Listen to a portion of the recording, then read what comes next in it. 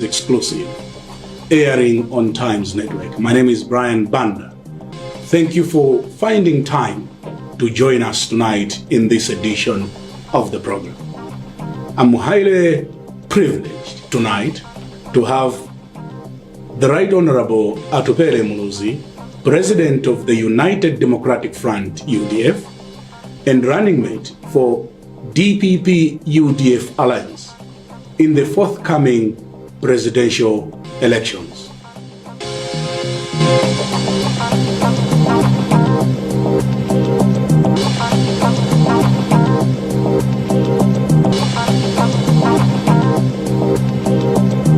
I love brilliant green on my walls. I love signal red, sweet lime, electric blue. I just love golden yellow. You get all that and more at Rainbow Paints. Imagine a water-based paint that is water-resistant. Imagine a paint that is absolutely washable to remove dirt. And it guarantees you 10,000 cleaning scrubs over its lifespan without losing its luster. There can only be one paint that does just that, and that paint is acrylic sheen. Get yours today at all leading hardware stores. Rainbow Paints. Peace of mind. Part of the deal. Right Honorable Atupele Muluzi, we're not shaking hands tonight, but I'm profoundly honored and privileged that amidst the heavy schedule that you have in this campaign period, you have been very kind enough to give us an hour for this edition of the program. For that, I'm very, very grateful. Thank you very much for joining us tonight. Thank you, Brian, and the pleasure is all mine. It's always a pleasure coming before Times to be able to communicate to Malawians. Once again, thank you. Thank you. We are meeting right in the midst of campaign, but let's rewind and go back to the 2019 elections, which were nullified by the courts. You are now on a campaign trail. How do you remember 2019? Well, Brian, I joined this administration in 2014. Yeah. At a time when the country and its economy was broken by Cashgate.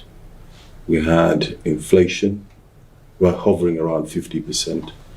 We had interest rates around 27%.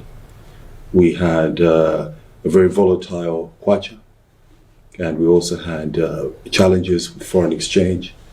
And added to that, we also had businesses that were struggling to get access to capital.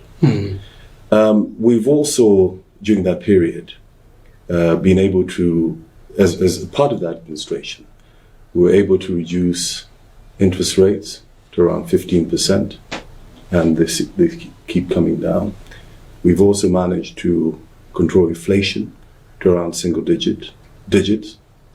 We also were able, during the same period, to resume the confidence of our donor partners. As you know, Cashgate, during that period, we lost a lot of support from development partners in terms of direct budget support. We saw a resumption of that in the past 5 years.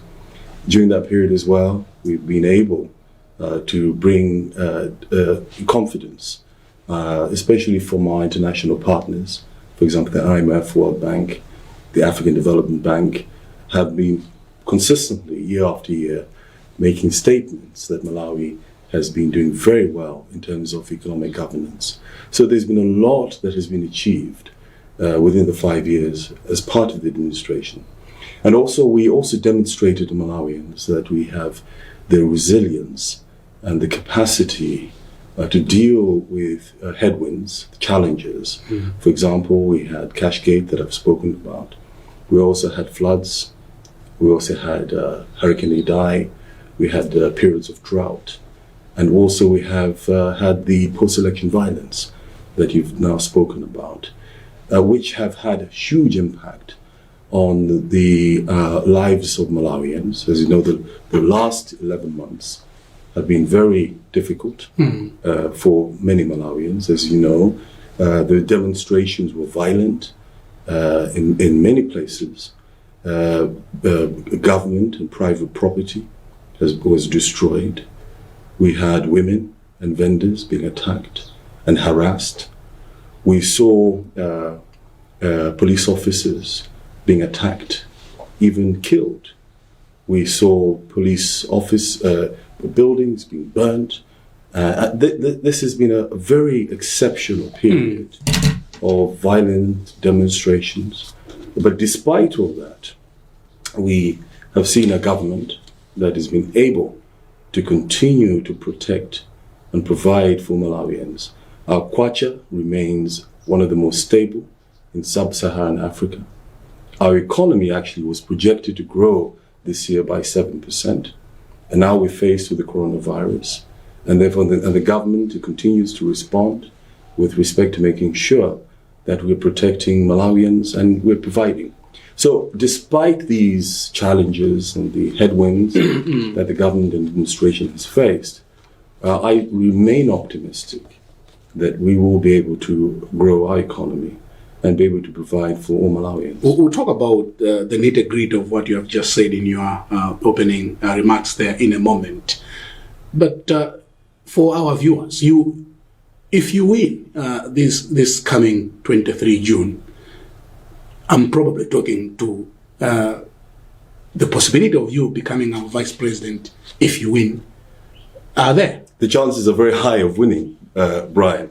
Very, very high. You're talking as a politician, I'm talking as a journalist. Absolutely. Let's go back to the agreement, the alliance that you have with the DPP.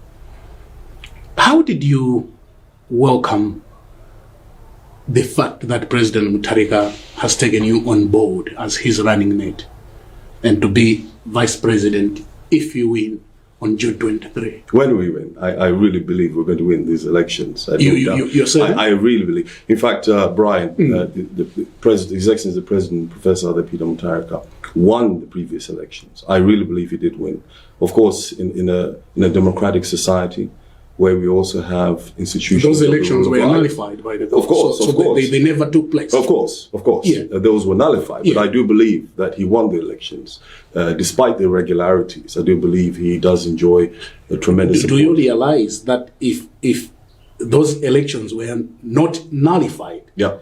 you could have not been on the campaign trail today? Oh, absolutely. That's why I immediately, the President was declared the winner. I congratulated His Excellency the President and attended his inauguration. But we have demonstrated to Malawians that we have an independent judiciary that is able to discharge its responsibilities. And quite rightly so, my colleagues in the other side were able to challenge the results. And it's beautiful to find the fact that we have institutions that are working. And as a result of that, the election results were nullified. But that does not take away from the fact that I believe the President does enjoy tremendous support throughout the whole country. Do you agree with those that are saying that you are a beneficiary of a nullified election? I wouldn't say necessarily a beneficiary. I think what has happened here, just like any other election, you cannot have a perfect election. You will get challenges in every election. But what has happened here is that my colleagues on the other side were able to demonstrate their abilities to present their case before the courts, and their prayer was granted, and we're going to have fresh elections, which I do believe the President enjoys tremendous support throughout the whole country. And I believe he's going to win. And you've asked me the question is how I've received the fact that I'm his running mate. As you know, as I've said before, I joined this administration in 2014 and worked very closely with His Excellency the President in cabinet for 5 years consecutively in various ministerial roles. And this administration has been able to deliver. And I think there's a lot of good things that have gone on. We have shown resilience despite the many headwinds and challenges that this country is faced with. Our economy has remained stable. The kwacha is, as I've said, is one of the most stable currencies in sub-Saharan Africa, and we have seen interest rates come down to around 15%. We've seen inflation come down to single digits and still coming down despite all the challenges. And I'm proud of that, to have worked with His Excellency the President. And I'm continuously also proud to have been given the opportunity to serve in future in this new role. And my commitment is to the people of Malawi. And of course, I'm also loyal and a committed member of the team. I'm somebody who does not require to have the ego massaged. I've worked with His Excellency the President. And by the way, I believe he's a fantastic leader. I believe he's a great mind, someone I respect and someone I care for. And I think is someone that really holds a key to the future of this country. You praised the judgment when it came out through a press release. You spoke very good things about the judgment. Do you still maintain that stand today? Absolutely. You do? Absolutely, because it means our institutions are working. We have an independent judiciary. It's a win for democracy. As you know, the UDF... But President Mutharika is attacking the judgment. Well, it doesn't mean, therefore, that we necessarily have to agree with the determination of the courts in terms of... It doesn't mean you can't question. It doesn't mean that legal minds cannot try to interpret or question or disagree with the judgment. Absolutely. But what we think is that the fact that we, in a present day Malawi, we have a scenario where we're able to have an independent judiciary is a win for democracy. It's a win for human rights. It's a win for Malawi. And it shows that our institutions are working. But with respect to the elections, do I believe the President, Professor Atupele Mutharika, did not win those elections? No, I do not. I believe he won those elections. And I'm telling you that the court says we didn't have an election. Yes. So which election are you referring to? No, I'm referring to the fact that I believe the president was duly elected. However... 2014? Yeah, 2019. However, what I'm saying is that on the flip side, the election itself was wrought with irregularities that were quite glaring. I don't think the Electoral Commission faulted any particular party. I think it was to do with the way the elections were conducted, and therefore that's why we're going to the polls again. But I don't doubt the fact that the press release that your party, the United Democratic Front, released soon after the judgment. Yes. You still stand by that release in which you praise the courts for doing a good job. Absolutely. That's why I keep saying, referring to Brian, that was a party decision, not a Atupele Muluzi decision. The party is a party that believes... So we can take Atupele out of the UDF? No, I'm saying this is a decision of the National Executive Committee of the party. You've got to understand that you are a leader of an organization, but the organization as well has to make decisions. As a democratic party, it was extremely important to understand that we fought for human rights, we fought for democratic governance and strong institutions of government. And we praised the independence of the judiciary. We praised the boldness of the government to allow the space for contest. And I think the president needs to be commended. The fact that in the first place, which is unheard of in Africa, very, very rare, where you find a leadership that allows a contest. He's going into these elections reluctantly. He didn't want it. The signs are there. But because we believe he won the election. But the election results were contested. And that is a right. Went before the courts and the results were nullified. And we're going to fresh elections. But what we're saying is that this is a win for independent judiciary. This is a win for effective institutions. It demonstrates that we have institutions that are working. We have challenges, yes, but we have institutions that are working. A judiciary that is independent, a leadership that is allowing the democratic space. It's just unfortunate that there was violence in the process. The freedoms were taken advantage of, but we have freedoms that Malawians are enjoying. We have an independent judiciary. We have had a process where one can go and challenge an electoral result. And I think that is a win for democracy. UDF fought for democratic change, and I'm very proud. Was your father His Excellency, the former President, Dr. Bagile Muluzi, in the picture of organizing and negotiating the UDF-DPP alliance? No. Or deal, if you may go it that way? No, not at all. Not at all? Not at all. As I've said, I joined the administration of President Professor Atupele Mutharika in 2014. We worked very closely for the past 5 years. We had an alliance in Parliament. The expectation last year, as we're moving towards the 2019 election, was that the DPP and the UDF would jointly fight the election together. That was expectation from our supporters and all Malawians, and of course that never transpired. So it was a natural fit. We come from the same DNA, DPP and the UDF, and I think naturally the future was that the UDF and DPP were going to be unified.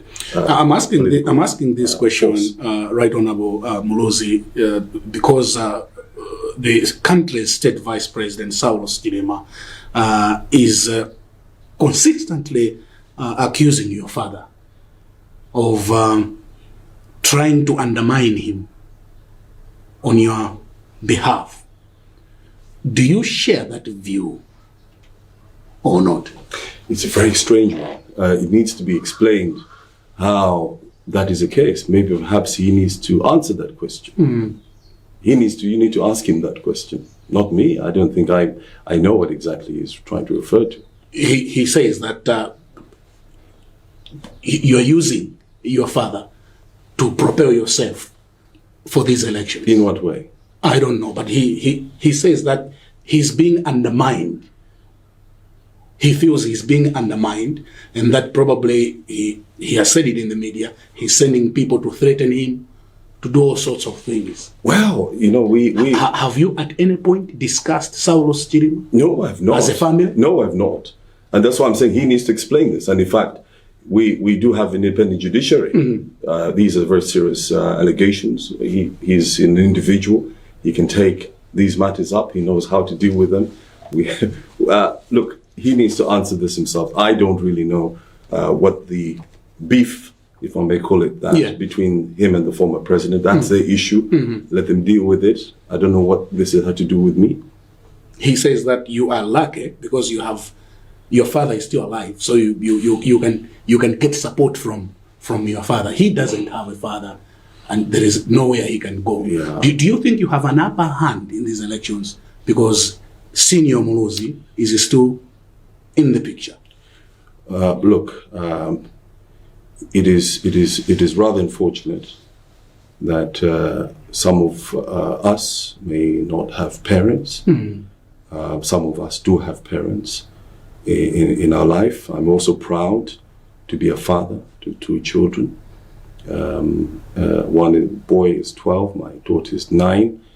It is part of life, and but I don't think that just because we have a parent, therefore we equate everything that we do to suggest that therefore our parents do them for us. You know very well that yes, I have been successful in some of my battles in my lifetime, but I've also failed before. Are you your own man? I'm my own man. That's why I'm trying to explain to you. I've had successes. I've also had my own failures. And that is what being a man is all about. I've lost elections. I've lost even a parliamentary seat, as you know. That does not therefore mean that my father had a hand in that. This is me. I'm an individual. And just like any other individual that has a parent, whether in football or in politics or in whatever society, I don't think it's right. I think it's undignified to think that Uhuru Kenyatta, for instance, is there because of who his father was, or who his father, or Ian Khama. I think, would you ask that question to Ian Khama? Would you ask the same question to Hillary Clinton? Recently, people have been talking about Barack Obama's wife, Michelle Obama, possibility of her being possible vice president, would you ask the same question? Would you say ask the same question to Justin Trudeau, his father? So what role is your father playing in this campaign? Is he playing any role? No, I'm on the ground. Advisory? Well, not at all. In fact, I rarely speak to him. I'm on the ground every single day, crisscrossing the country. As you know, I've been to the northern region, the central, the south. It's a hard work, and I must tell you, it has taken a lot of effort on my part to reach out to communities right across the country under very difficult circumstances. And I fight my own battles. You know that your father is facing the courts over allegations on corruption. Yeah. If you succeed on June 23 and become the country's vice president, would you protect him? We have an independent judiciary, and these matters are before the courts. There's been no interference whatsoever. I've been in government for 5 years, Brian, a senior minister in the government, and a partnership with the DPP. We have an independent judiciary. Even the time that I've been in cabinet, it was before the courts, and the matters before the courts. And we respect the independence of the courts. Right Honorable Atupele Muluzi, allow me to take a short break. We'll be back with you in a moment. Thank you very much. In case you're just joining us, this is Times exclusive, airing on Times Network. I'm joined by the Right Honorable Atupele Muluzi, President of the United Democratic Front, UDF, and running mate for DPP UDF Alliance. We'll take a short break. We'll be back in a moment. I love brilliant green on my walls. I love signal red, sweet lime, electric blue. I just love golden yellow. You get all that and more at Rainbow Paints. Imagine a water-based paint that is water resistant. Imagine a paint that is absolutely washable to remove dirt. And it guarantees you 10,000 cleaning scrubs over its lifespan without losing its luster. There can only be one paint that does just that, and that paint is acrylic sheen. Get yours today at all leading hardware stores. Rainbow Paints. Peace of mind. Part of the deal.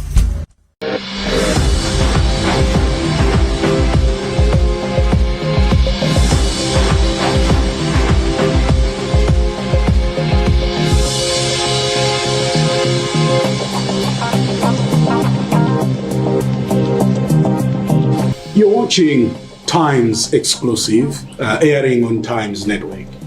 My name is Brian Banda. We are actually in the second and the final half of the program tonight.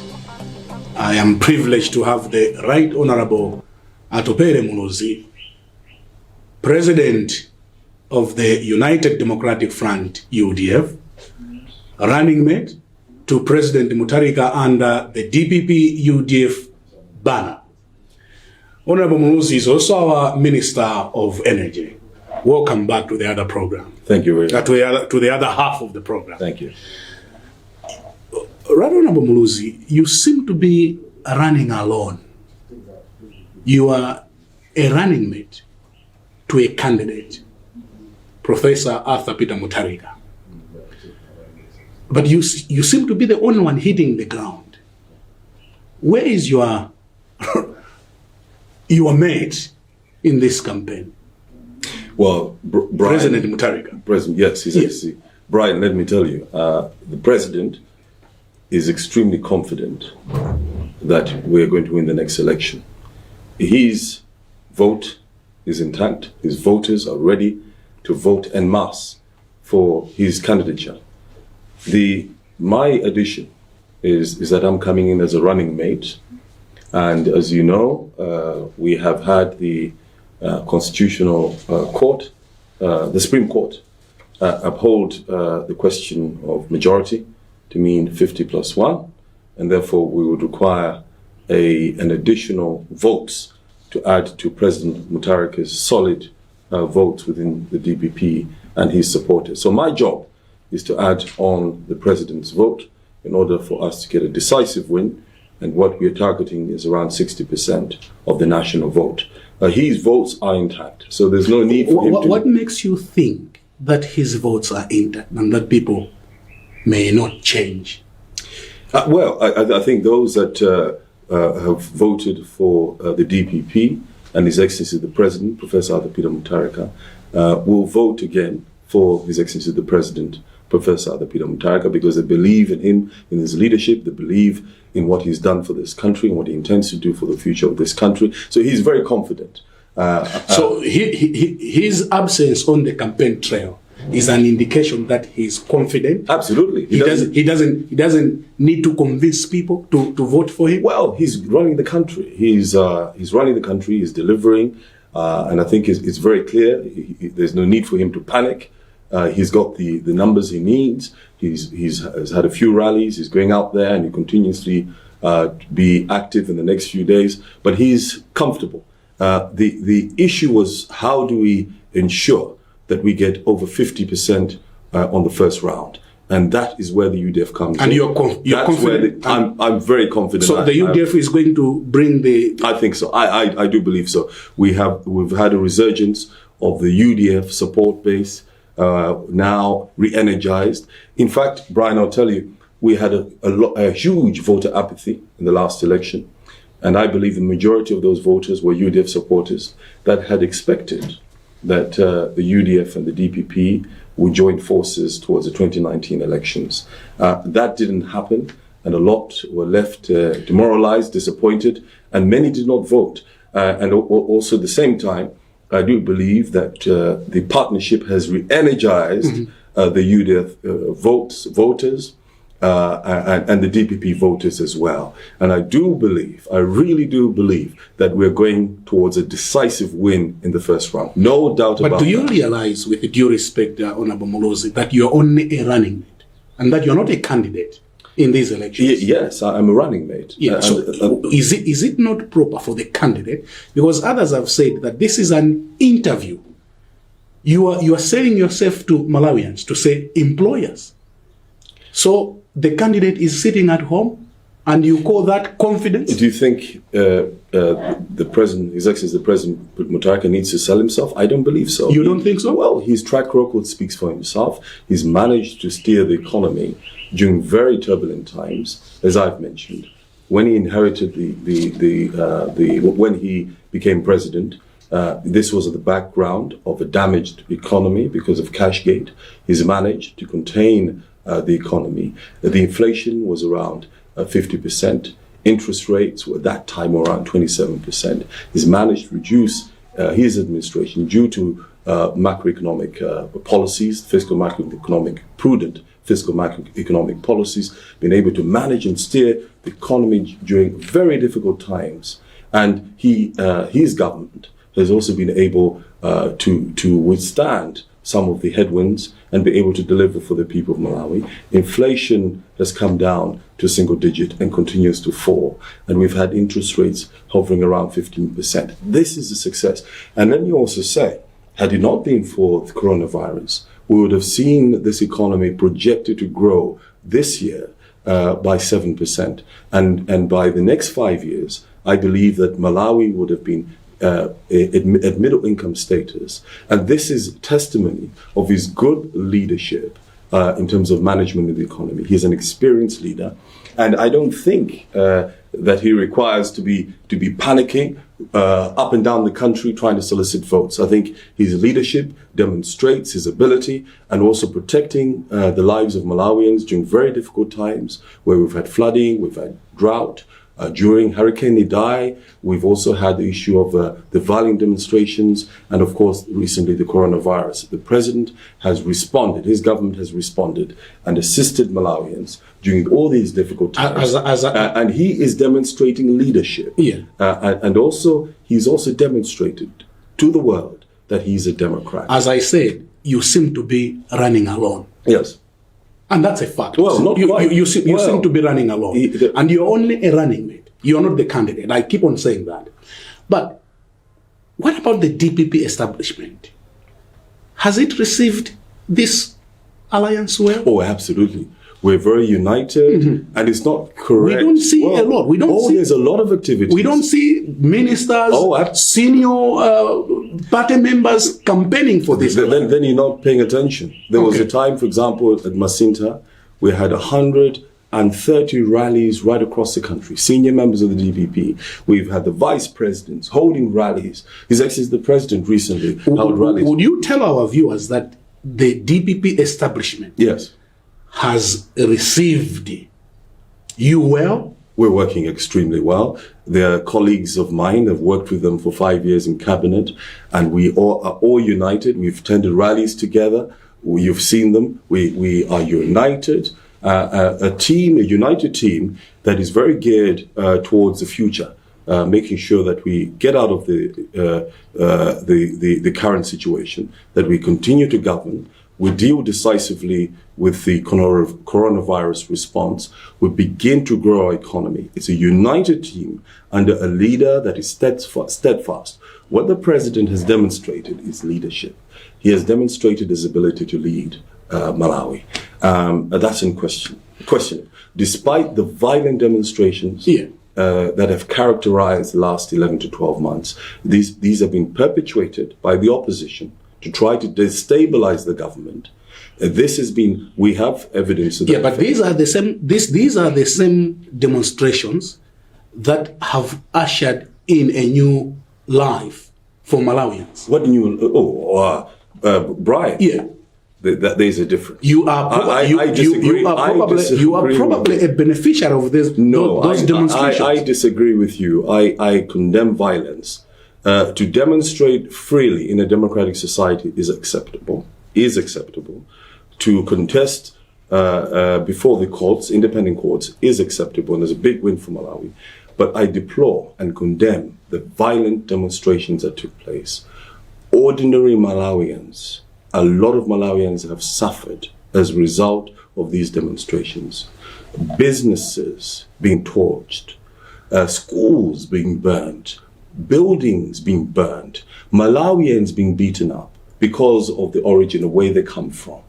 Taona Malawi kuzuzidwa. Kupita kulilongo peseka kuti anthu akunena kuti amene mukuchoka chigawo chakumwera zibwerani kwanu. Anthu kumenyedwa. I don't think that's a true reflection of what happened. Let me explain. Yeah. This is where people from the south been pushed back to go back? Brian, maybe that's where we have a problem. You have witnessed violent demonstrations in the past 11 months. The problem when these demonstrations were going on, the media, unfortunately, were saying angry residents. We have not been calling out who has been behind these demonstrations. We have seen leaders at the forefront of the violence.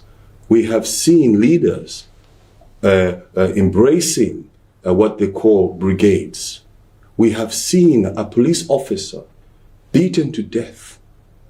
Photographs being taken, videos being taken and shared on social media. And those leaders not even to condole these families.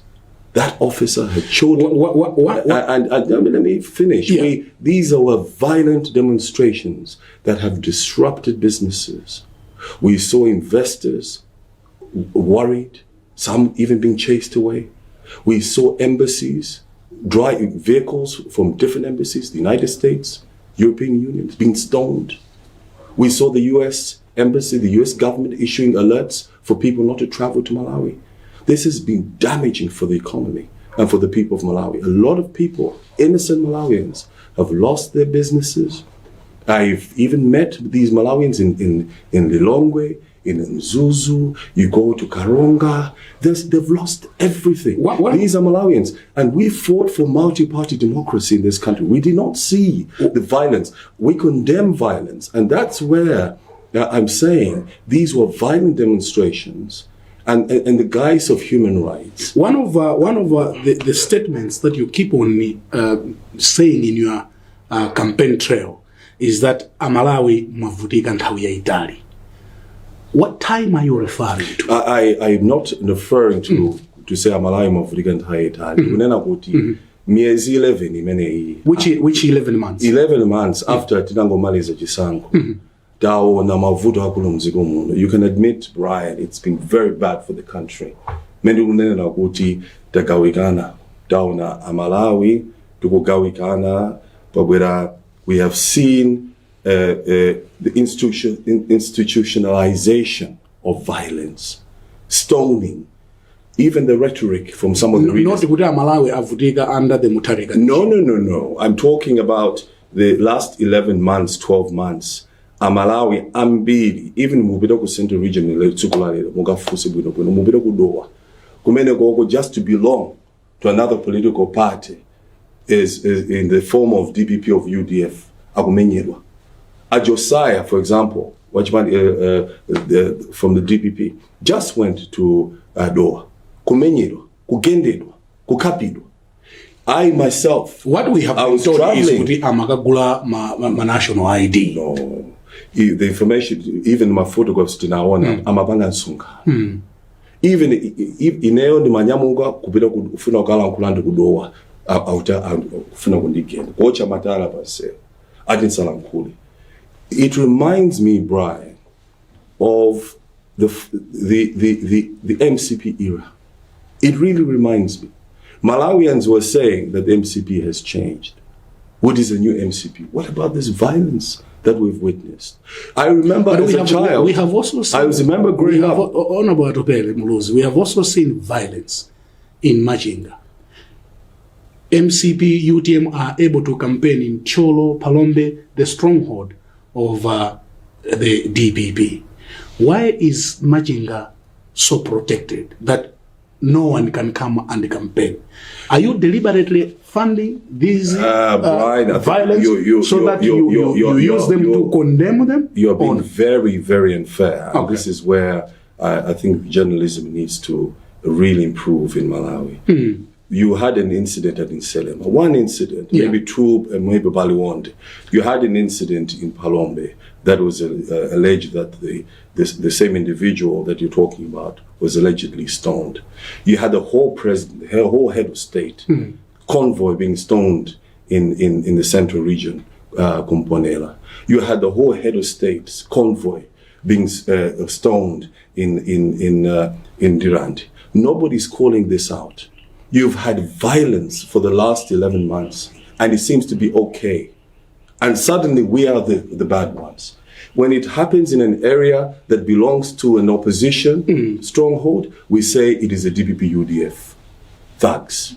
When it happens in an MCP area, we say angry residents. We don't say MCP thugs. I have not even seen anywhere where that has been written. We have had serious incidences of violence that have taken place in this country. The anger that you may have seen also stems from the rhetoric.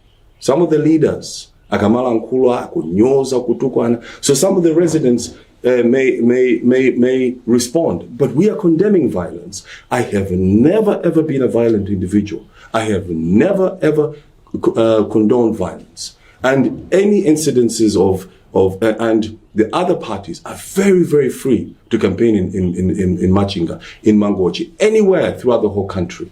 I continuously, in my rallies, you would never hear me attacking any political leader. I've always maintained my lines of issue-based politics. You're also being accused, Right Honorable Muluzi, you're being accused of using the religious card to influence your campaign. In what way? You keep on mentioning a policeman who died in Lilongwe during violence. You have told the people that he was killed because he's a Muslim. Brian, was a police officer not killed in Lilongwe? But was he killed because of his faith? Answer me the question. I'm also asking. I'm also asking. No, first of all, I'll ask you the question. No, my duty in this interview is to ask questions. So I'm not answering. So I'm responding. No, I'm not going to answer your question. This is not okay. Hypothetically, yes. The question is, was he not killed? No, but he was. But was he not a Muslim? Honorable Muluzi. Was he not? The question is, was he killed because of his faith? Brian? Yes. The evidence we have. Yeah. Let me now, because you are now asking me to explain. What we know, and this is has been alleged, and I think it needs to be investigated. Yeah. Is that the superintendent was in charge of within the Malay Police Service, was in charge of one of the the teams within the Malay Police Service that is alleged to have been responsible, and he was the head. Was alleged that he was responsible for the tear gassing of the headquarters of the Malay Congress Party when the leader of the Malay Congress Party was meeting the ambassador of the United Nations, of the United States, I beg your pardon. This was Virginia Palmer. It was alleged that he was leading that company. And we understand that he was deliberately targeted at Nsundwe. He was deliberately targeted as revenge. It's easy. I'm trying to explain. Yeah. He was deliberately targeted to revenge that incident that took place at the headquarters of the Malay Congress Party. He was not even armed. It was not that there was a violent demonstration. He was actually pleading with the demonstrators for calm. They stoned him to death. Look at the facts. They stoned him to death. They took photographs, video, sent it on social media. The leader of the Malay Congress Party thereafter went to Nsundwe and thanked the people for a job well done. Can I just come in there? Remind us of the old ACP. Remind us of Honorable Atupele, Isan Jaunju, a top boss at ACP, yes, was killed. Yes. He was a Muslim. Yes. You don't talk about that. No. You choose to talk of Imedi, who was killed in Isundwe, because that's where MCP is popular there. Look, why are you using faith to talk about Imedi and not Isan I have Jaunju? never used faith to advance politics. All I did was to mention the facts. The facts are, I'm explaining, and I hope you will allow me to explain, because the opportunity of this interview is for me to explain. I just presented the facts. I said Imedi was a police officer that was killed in the line of duty. Fact. Imedi originated from the eastern region. Fact. Imedi, Superintendent Imedi, may he so rest in peace, was a Muslim. Fact. That is it. Okay, so I have no idea. I'm giving you another scenario. I have no idea. Isan Jaunju, a Muslim, was also killed mysteriously. Absolutely. Until today, we don't know what happened. Absolutely. So you choose to ignore. Why are you not talking about Isan Jaunju and you keep on talking about Imedi? Because we are talking about what has characterized the last 11 months of violence, issues that need to be investigated. So does Isan Jaunju. Indeed, absolutely. He has been killed under Mutharika administration. Well, look, again, you're pointing fingers, trying to advance. This was an incident that occurred, a pure murder that occurred and is being investigated. This particular incident, with respect to late Superintendent Imedi, was to do with demonstrations. I am referring to the activities that are well documented that have occurred during this period of demonstrations. We can talk about in history so many killings that have been alleged, but I am specifically talking about the violence in the last 12 months. Unfortunately, and apparently when I do that, I should not talk about it. For example, it is a crime, apparently if I talk about that and call out violence that has occurred, it's a problem. If I talk about a shooting of a young boy, a 7-year-old boy, it's a problem. But apparently doesn't fit into the narrative of the opposition. But these are facts.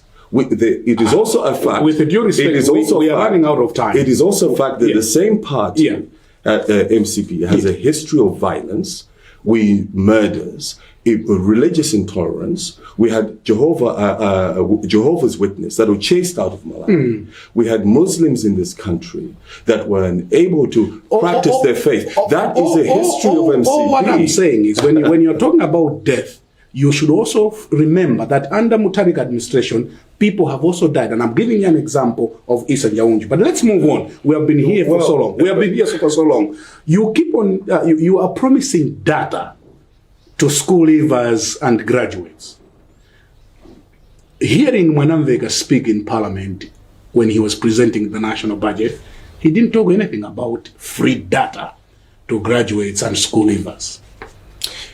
Again, Brian, Yeah. I hope I have the opportunity to explain. Yeah. His Excellency the President launched what we call the ICT for All. This was in 2018, and this came on the backdrop of the fiber optic backbone phase 1 that has come right across the country. We're now in the process of phase 2 of the fiber optic backbone that will see internet access throughout the whole of Malawi. We'll have the fastest internet access. And the ICT for All, the towers have been constructed, and we will see in the next few days the Minister of Information launching it in the first phase in Monkey Bay, where also 3,000 phones will be distributed free to communities in Monkey Bay, and this will be scaled up. This is part of an arrangement with Huawei, where it would also include, part of the ICT for All, access to tablets, phones. We would like to digitize the nation. This is a key pledge of His Excellency the President. This is within the budget, but may not have necessarily formed the minister's speech. It is nothing new. The issue of data is that we are now in a period of coronavirus. We now need to start looking at how we can build Malawi's economy in the new global context. We think coronavirus will be around for some time. We have to think about e-learning, e-education, e-commerce. We think millions of jobs will come from e-commerce on the background of the fiber optic network that will be put in. We think a lot of jobs will be created there. We believe that also young learners should have access to data, especially when they graduate from school. But this is not necessarily will be done by the government. This is an arrangement with Huawei. This happens in other countries where the government can support such an initiative, where 6 months after finishing school, they should have access to free data. As government rolls out with Huawei the program of ICT for All, which will include free. You meant it. Oh, absolutely. That people will be given free data. No, it's not everybody. I just said you have to contextualize. Yeah. We're looking at e-education. I'm a digital guy. I'm a 41-year-old. I'm a 41-year-old digital savvy politician. I believe in digitization.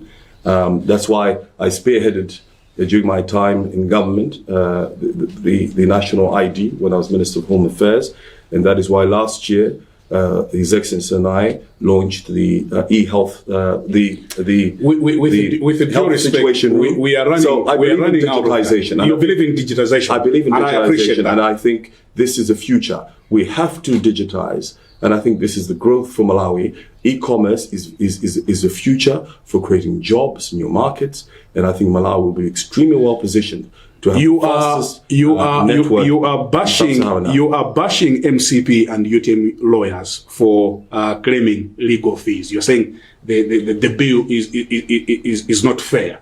You're not commenting on the 600 million kwacha legal fees for make lawyers from South Africa. Is that fair? Well, look, that never rose, okay? That was, you've just quoted, you just said it was unfair and there was an issue with 600 million. Yeah. But you don't seem to have an issue with 9 billion. So why are you not talking about, the because 600 million? It's non-existent. There's no claim for 600 million. There is no claim? Well, as far as I'm concerned, that never rose, right? That was dealt with. But we are now talking about a claim for 9 billion. So you have a problem with that? Don't you? And you deliberately don't want to talk about it. Don't you have a problem? Can you equate 600 million with 9 billion kwacha? Do you know how many schools, how many roads we can build with 9 billion? Really? Honorable Muluzi, June 23 is coming. Are you okay with the date for elections?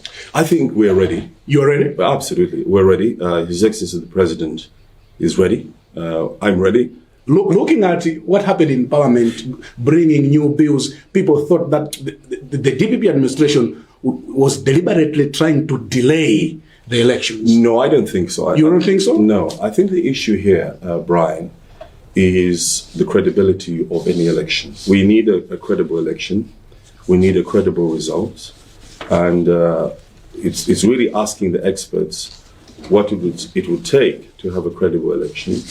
And my take on it is that you need to make sure that the Electoral Commission has a credible election within the laws of Malawi, so that after the election results, when we win, we know we have a credible result and a credible mandate. So with respect to that, I think the issue was to make sure that it's within the law, it's constitutional, that at the end of it all, someone doesn't come back and say you've done something illegal. Would you encourage President Mutharika to concede defeat in an event that you have lost the June 23 elections? The president is a Democrat and is demonstrated to all Malawians that he's a Democrat. Yeah. And he respects the rule of law. I think it's without question that the president will abide by the outcome of the elections, and he has done so. But I believe we are winning these elections. You are certain? I'm very confident. Certainly. I want you to give a minute, and I want you to look at that camera. Why someone polling on that day should tick the box for President Mutharika and you being running mate for president?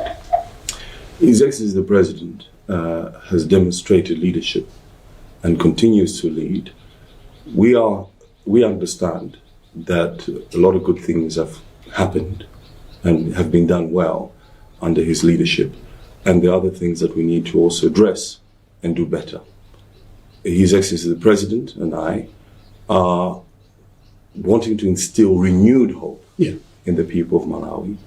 We are very focused on ensuring that we further strengthen our institutions of government so that they are a better place to deliver services to the people of Malawi. We're keen to create jobs for the youth and to train the youth in new skills. We're keen to end hunger in the next 5 years and reduce and completely eliminate absolute poverty in the next 5 years, which is possible. We believe that we can build the necessary infrastructure for that. We're looking at a railway from the north to the south. We're looking at roads that will also help in transportation. We're looking at energy and ending blackouts within the next 5 years with the construction of new power plants right across the country. We're looking at e-commerce. We're looking at new job opportunities. We're looking at a better future for Malawians. And we're also very keen to end child marriage, which is also a key catalyst for young girls falling pregnant and not continuing school. We will be constructing secondary schools around the country. We are introducing MEDEF loans to stimulate economic activity. We are geared to renew the hope. Unfortunately, time is not on our side. What are you reading this week? I'm reading Team of Rivals by Abraham Lincoln. He was a great American president, and he demonstrated the ability to work together despite differences in political parties and ideology. And I think this is something that we can learn from Abraham Lincoln, how he managed to bring people together.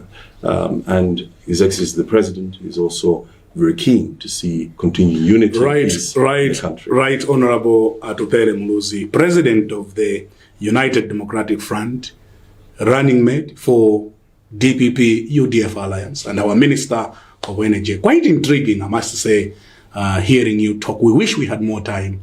Thank you very much. Thank you very much, Brian. Thank you very much. Well, on that note, we conclude this week's edition of the program, Times Exclusive. In this edition of the program, I've been talking to Right Honorable Atupele Muluzi, President of the UDF, a running mate for DPP-UDF Alliance, and our Minister of Energy. My name is Brian Banda. From all of us here in Blantyre, thanking you for joining us tonight, and goodbye.